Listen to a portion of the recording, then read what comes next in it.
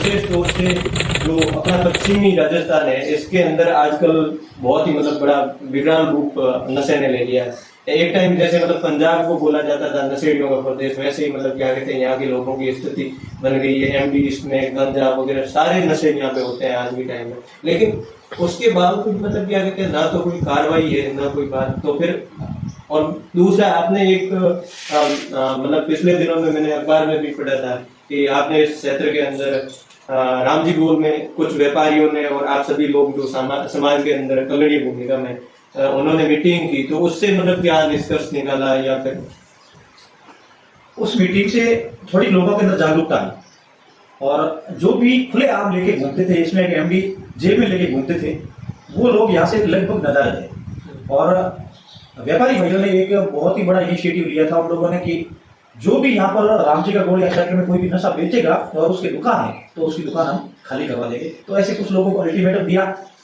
कि भाई आप ये नहीं करोगे। तो उन लोगों ने नशा बेचने की जगह ये कोई पेपर बेचता था ना, उन लोगों ने भी रोक दिया कि हम वो भी नहीं बेचेंगे, लेकिन अगर हमने जो भी गलतियां की है वो आगे से नहीं करेंगे। और रामजी का गोल पे कोई भी ऐसा इसमें एक एमडी बेचने वाला आजकल नहीं दिख रहा है। कम से कम ये इतना तो काम हुआ है। और आसपास के क्षेत्र में तो अब रोकने के लिए प्रशासन का सहयोग बहुत जरूरी है। और प्रशासन की बात मैंने आपको की कि प्रशासन किस प्रकार से इन नशेड़ियों के खिलाफ कार्रवाई कर रहा है। कभी कभार किसी एक को पकड़ के डाल देते हैं और दूसरे दिन उनकी जमानत हो जाती है और कहते क्या है यार ऐसे नशेड़ियों को अंदर रखेंगे, अगर मर मरा गया तो हमारे ऊपर आ जाएगी। जेल में रखते हैं, अगर मर गया तो ऊपर आया, तो ये तो आज नहीं तो कल मरना है। और ऐसे लोगों को कौन आपके साथ में मतलब आपके खिलाफ खड़ा हुआ है, प्रशासन के खिलाफ? मरने दो ना, अंदर बाहर ही मर रहे हैं ना, किसी की गाड़ी के नीचे आके मरेंगे, इससे तो अच्छा है कि अंदर ही मरे। लेकिन प्रशासन का इतना सहयोग नहीं मिल रहा है जितनी हमें अपेक्षा है इनसे। और अगर प्रशासन चाहे तो मैं तो समझता हूँ कि कोई मंदिर के आगे से जूते भी नहीं चुरा सकता। पुलिस चाहे ना तो कोई चोरी भी नहीं कर सकता। तो ये इतने बड़े जो कांड हो रहे हैं, नशेड़ी ट्रकें भर के डोरे ला रहे हैं, ट्रकों के बड़ा अमल आ रहा है और गाड़ियों में लाखों रुपयों की इसमें एमडी आ रही है, बिक रही है, लोग खा रहे हैं, आंखों के नीचे बैठे खा रहे हैं, फिर भी प्रशासन आंखें मुंह देख रहा है। और ये आने वाले समय के लिए बहुत ही भयावह स्थिति होने वाली है। देखते हैं कितने इसकी जद में आने से बचते हैं। जो समझदार परिवार होंगे वो लगभग बच जाएंगे, लेकिन जिनके भी गार्जियन है बच्चों के, अगर थोड़े बहुत भी लापरवाह है या कम पढ़े लिखे हैं या ध्यान नहीं रख रहे हैं, वो परिवार 100% बर्बाद होने वाले हैं। ये चोरियां, डकैती, लूट मार ये आने वाले समय में और ज्यादा बढ़ने वाला है। तो अगर समय रहते इसको नहीं रोका गया तो आने वाली स्थिति अपने क्षेत्र की कोई बहन बेटी के या किसी व्यापारी बंधु के या गाड़ी वालों के यहाँ से आना जाना बहुत ही मुश्किल हो जाएगा। आने वाला समय बहुत ही खराब है। वैसे मतलब क्या कहते हैं रामजी गोल हो या फिर इसके आसपास के जितने भी एरिया हैं उनके बारे में मतलब क्या कहते हैं काफी टाइम से ये चीजें चल रही है और स्कूलों तक को नशेड़ियों ने अपना अड्डा बना दिया। लेकिन दूसरी एक और चीज है कि जो जैसे कि मतलब समाज के अंदर कहीं भी हो, ये यहाँ का कारण ही नहीं है, पंजाब के अंदर भी देखो, पंजाब के अंदर जब मतलब क्या कहते हैं नशे की प्रवृत्ति जिस तरीके से बढ़ी युवाओं के अंदर और बच्चों के अंदर, वैसे वैसे मतलब क्या कहते हैं बाकी सारे अपराध है वो भी मतलब बढ़ते गए। तो यहाँ पर भी मतलब ऐसा कुछ देखने को मिल रहा है या फिर अभी तक ऐसा कुछ नहीं? बहुत ही ज्यादा चोरियां तो आप देखो, कोई आदमी बाइक खड़ी करके अगर उसके ऊपर नजर नहीं रखेगा ना, आधा घंटा कहीं छोड़ दी और नजर हटी, बाइक गई। घर के बाहर अगर कोई गेट वगैरह लगा हुआ है, लोगों के चोरी होकर चले। कोई रात के समय में अगर किसी सुनसान जगह से जा रहा है अकेला, उसको लूट रहे हैं, उसके पास में पैसे वगैरह वो लूट रहे हैं, उसके पास में जो साधन है वो लूट रहे हैं। किसी के घर के अंदर भी कोई सामग्री सुरक्षित नहीं है। आज भी हालात ये बन गए अपने यहाँ। लगभग रोजाना ऐसे केस दर्ज होने शुरू हो गए, लेकिन प्रशासन कह रहा है कि हमारी नजर में नहीं है, पता नहीं, देख रहे हैं, जांच कर रहे हैं। जांच करके करते क्या है, पकड़ गया, गेट पकड़ा गया, वापस दे दो, बाइक है वापस दे दो। 3 दिन से उसकी जमानत होगी। तो 3 दिन से जिस अपराधी की जमानत होगी तो फिर वो 4 दिन क्या करेगा, वापस जाकर खेती शुरू नहीं करेगा। उसको पता है 3 दिन अंदर रहने हैं, फिर 15 दिन मौज करे, 3 दिन अंदर रह के आ जाएगी, क्या फर्क पड़ेगा? कैसे खत्म होगी ये? मुझे नहीं लगता कि आज की जो अपनी कानून व्यवस्था है जो इस नशेड़ियों को, इन चोरियां और डकैती करने वालों को रोक पाएगी। बाकी मतलब क्या कहते हैं आपने जैसे एक चीज और बोली कि मतलब तो इस क्षेत्र में तो प्रशासन की जो भूमिका है वो तो बहुत ही वीक है। लेकिन ये जो आपने नशे गिनवाए जैसे कि मतलब अफीम डोडा, तो फिर भी मान लो क्या कहते हैं घर से भी मिल जाते हैं, यहाँ पे आम लोग खाते पीते हैं, ये चीज करते हैं। लेकिन ये जो एमडी है या ड्रग्स है, हीरोइन है वगैरह, ये नाम बताए, ये एक तो मतलब क्या कहते हैं महंगे भी बहुत होंगे, और दूसरा हर घर पे तो शायद ही किसी के मिलता होगा। तो ये मतलब कहाँ से एक 10-10, 15 साल के बच्चे ये मतलब उनको कहाँ से मतलब ये नशा मिल जाता है? ये इसमें एमडी वगैरह ये हाईटेक नशा है, मतलब जो हाई प्रोफाइल कहते हैं इसको। जो पहले मुंबई जैसे जो महानगर होते थे ना, उनके अंदर भी रईस लोगों के जो बच्चे थे ना, जो कॉलेज वगैरह में जाते थे और ऐशो आराम करना चाहते थे, वो लोग इस नशे के एडिक्ट होते थे। और धीरे धीरे ये जैसे ही बड़ा है, लोगों का आना जाना, संसाधन बड़े हैं, और उस माध्यम से ये नशा धीरे धीरे करके गुजरात बॉर्डर क्रॉस करके सांचौर के क्षेत्र में आया। और इसमें सबसे ज्यादा कौन है?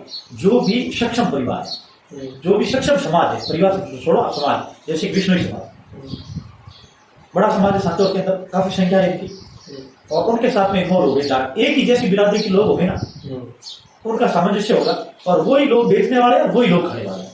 इसके अलावा अगर उनकी संगत में कोई दूसरी जाति का आ गया तो वो अलग बात है, लेकिन सबसे ज्यादा सांचौर बेल्ट में ये इसमें एमडी खाने वाले विष्णु जी, राम जी का गौड़ बाड़मेर, चौसरण, सिंधु क्षेत्र में बलोदा तक और जोधपुर तक पहुंच गया। यहाँ आप देखोगे लगभग आपको 100 में से 95 जाट मिलेंगे या विष्णु मिलेंगे। बाकी जाति के हैं तो वो अगर कोई जाट विष्णु या कोई लड़कों के साथ में अगर बैठते उठते हैं और उनके घर में अगर 2 रुपए हैं तो वो जरूर है पैसे वालों के लड़के हैं और दूसरे समाज विशेष के हैं। हर समाज को इससे डरने की जरूरत है, लेकिन संभलने की जरूरत विशेषकर जाट और विष्णु समाज को अपने यहाँ बहुत ही ज्यादा ये नशावृत्ति अपने समाज में बढ़ गई है, और इसमें सबसे ज्यादा शिकार हो रहा है युवा।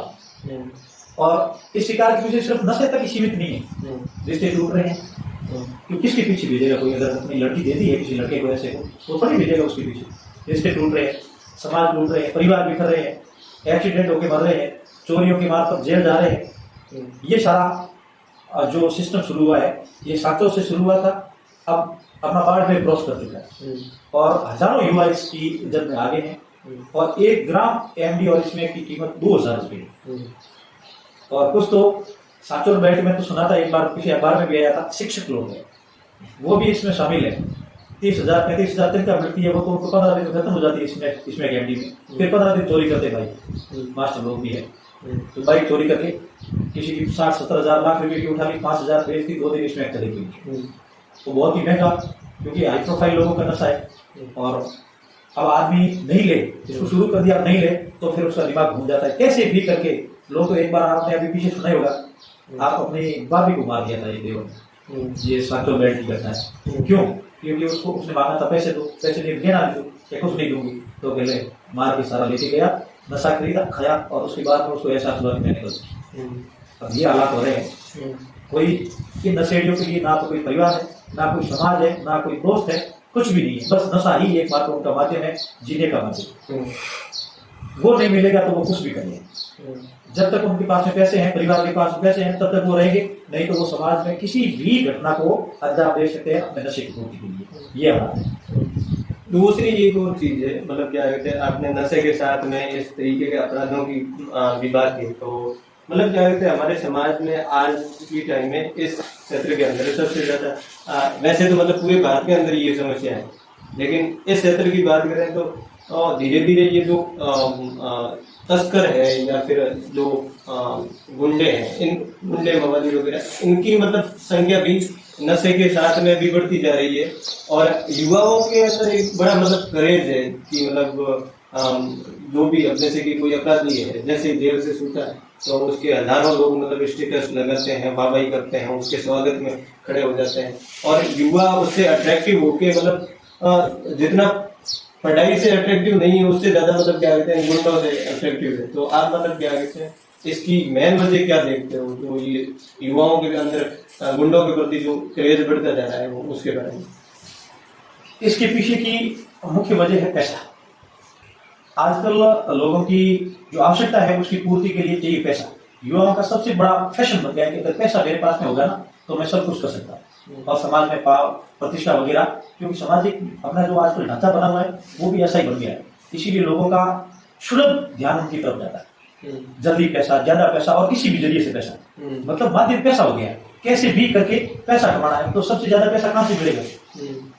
नशे की चीजें बेचे, अगर एक गाड़ी को चक्कर कर लिए फिर तो 50,000 लाख रुपये एक पट, तो 2 लाख रुपए कमाने के अंदर तो महीनों लग जाते हैं। कोई आप ढंग का धंधा करोगे तो लाख रुपए कमाने में आपको 5-6 महीने लग जाएंगे अगर आप ढंग का काम करोगे 24 घंटे, और वहां लाख रुपए 1 लाख में कमा रहे, 1 लाख में कमा रहे, तो फिर व्यक्ति का ध्यान कहाँ जाएगा बच्चों के लिए? वही तो सबसे सुलभ माध्यम हो गया। और दूसरा जिम्मेदार इसका समाज। आज अपने समाज ने इन लोगों को सिर पे बिठा रखा है, नशा बेचने वालों को। हीरो है आज समाज के। आप देख लो बहुत से पंचायतों के अंदर आपको सरपंच मिलेंगे जो ये नशा बेचने का काम पहले से करते थे, या पहले से इतने बड़े अपराधी रहे हैं कि चोरी करने से लेके उन्होंने हर अपराध किया, और आज वो गांव के सरपंच बने हैं, कुछ लोग प्रधान बने बैठे हैं, और एमएलए एमपीओ के अंदर तो 90% आपको यही मिलेगी। तो फिर बच्चा किससे अट्रैक्ट होगा? प्रेरणा स्रोत किसे मानेगा?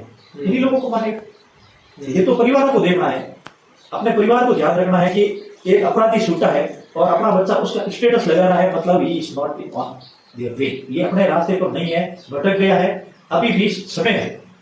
अगर स्टेटस छोटा बच्चा भी लगा है 10-15 साल का, तो समझ लो कि उसका माइंड डाइवर्ट हो गया है, इसको अपन राह पर ला सकते हैं। ऐसी कोई बात नहीं है कि हम उसको ला नहीं सकते, लेकिन परिवार का कोई व्यक्ति कोशिश करेगा तो हो सकता है उस वृत्ति को छोड़ के वापस सही राह पर आ सकता है। लेकिन दूसरा अपन देख लें, जैसे कोई बच्चा पढ़ लिख गया, समाज में उसको प्रतिष्ठा मिलेगी, वो कोई अफसर बन गया, अब उसके लिए अपन ने बहुत बड़ा आयोजन किया, सामाजिक स्तर पर जाट समाज का बच्चा आईएएस बन गया, उसको बुलाया बहुत बड़े स्टेज पे, अब उसके आने के लिए आईएएस साहब आ रहा है, ट्रेनिंग पे चल रहा है, बेचारा पढ़ते पढ़ते आईएएस बना है या आरएएस बना है, किस पे आएगा? बाइक। और उधर से सारे अपन ने समाज के बच्चों को वगैरह को क्या कर लिया कि ये लोग इससे सीखेंगे, भाई ये आगे बताएगा, इससे सीखेंगे। और देख क्या रहा है, आईएएस आरएएस बना है, वो बाइक से आया है किसी के पीछे बैठकर, और दूसरे आ रहे लंबे झबे के सफेद झबे ठोके हुए, यहाँ चैन है, यहाँ 10-10, 20-20 तोलों के हाथ में अलग चैन, गाड़ी उसके पास फॉर्च्यूनर स्कॉर्पियो, और चश्मे ऊपर लगे हुए ऐसे यूं टिफिन वगैरह के। अब बच्चे देख रहे हैं एक तो वो आरएएस आ रहा है, एक ये दूसरी बार है, क्या खोजेगा, ये कौन है? क्या तो क्या घोड़ा तस्कर है, भी गाँव का क्या सरपंच है, प्रधान है बिल्कुल। अब छोरा देख एक बेटा ओ बढ़िया आईएएस आरएएस बढ़िया मोटरसाइकिल पर चढ़ा रहा है, और तो पेपर उड़ा किताब, फिर बच्चे उसके पीछे खोजने लग जाएंगे। कुछ ऐसे होते हैं ना, ज्यादा जिज्ञासु होते हैं ना, वो खोजते हैं कि क्या मतलब है, सीधी लंबी चैन ठोकरा लंबे झबेड़ा पे कौन आखिर का सब बच्चे के फलाने गांव में वो सरपंच थे, तो किताब पढ़ 8 फेल परसेंट के परसेंट कौन के तस्करी है, कर दी कई दिन डोडा बेचा, कई दिन अमल बेचो, कई दिन दारू बेचो, हमें कौन है प्लॉट है, मकान है, तो बच्चा किस तरफ प्रेरित होगा? जो हमने समाज को प्रेरित करने के लिए कार्यक्रम रखा, उसके अंदर प्रेरित किससे हुए? उन लोगों से हो गए। हमें करना तो था उस आरएएस आईएएस की तरफ डाइवर्ट, बच्चों का ध्यान उनकी तरफ डाइवर्ट हो गया कि इन लोगों से तो ये शुल्क माध्यम है। तो समाज ने जिस प्रकार से लोगों को प्रतिष्ठित बनाया है नशेड़ियों को, ये बहुत ही ज्यादा घातक है आने वाले समय के लिए, और लोग जो शुल्क माध्यम मिलेगा उसकी तरफ डाइवर्ट होगा। बाकी अब मैं लास्ट काफी टाइम हो गया, तो मैं लास्ट बात करूँगा। आपने जो चीजें बोली है, एक तो ये जो मृत्यु कोष का तो आपने बता दिया कि भाई ये दूसरे तरीके हैं, उस तरीके से अगर आपको नहीं भी करना चाहते तो उस तरीके से कर सकते हैं। लेकिन नशे के अंदर जो लिप्त हैं लोग, बच्चे या फिर जो नहीं है और उस माहौल में रह रहे, जैसे कि मतलब कोई भी गांव का माहौल होगा वैसे ही, मतलब क्या है कि सारे के सारे बच्चे तो उसी के संपर्क में रहेंगे, आएंगे और आएंगे तो फिर वो वैसे ही बढ़ेंगे, सही घर कैसा भी हो उससे कोई फर्क नहीं पड़ता। तो इनके लिए मतलब क्या है, सरकार या हम सारे लोग मिलके क्या काम कर सकते हैं, एक तो ये बताओ, और दूसरा ये कि मतलब जो ये जो तस्कर वगैरह है, इनके बारे में जो मतलब समाज महिमा मंडन करता है, इससे समाज को किस तरीके से बचना चाहिए, या फिर और क्या काम कर सकते हैं जिससे मतलब युवाओं का ध्यान इन गुंडों मवालियों की तरफ से डाइवर्ट होके शिक्षा की तरफ, या फिर समाज में अलग जो कार्य है उनकी तरफ डाइवर्ट किया जाए?